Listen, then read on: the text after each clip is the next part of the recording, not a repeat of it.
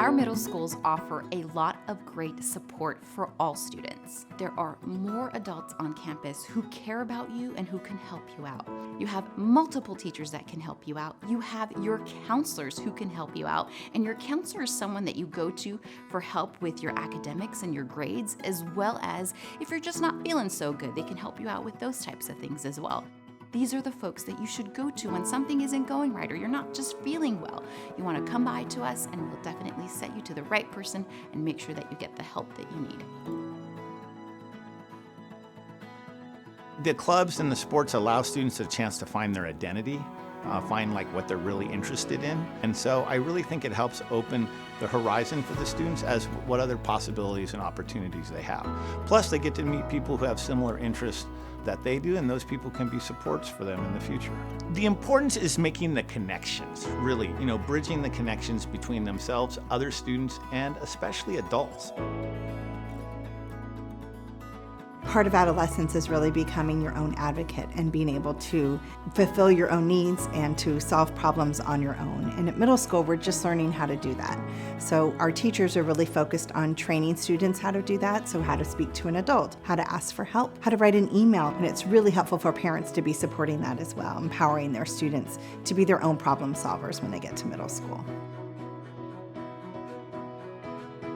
Most of our teachers use email as their primary way of communicating with parents, so it's always a good idea to email the teachers if you have questions.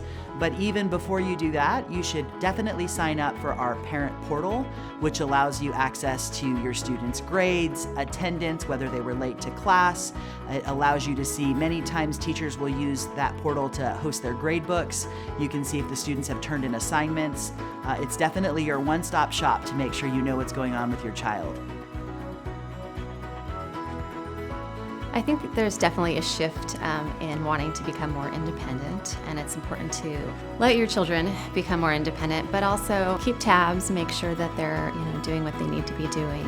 I think one of the most important things is to talk to your children about their classes by asking specifics, such as what did you do in your science lab versus just how was school today. I would say, first and foremost, to join your PTA at your school.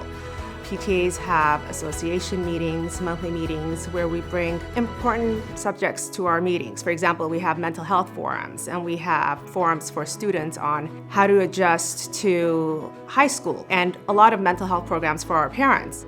PTA is also a good resource to let you know about volunteer opportunities if there are any. Because you're not going to be volunteering in the classroom, there are some other opportunities in middle school to participate at events and things like that if you want to support the school.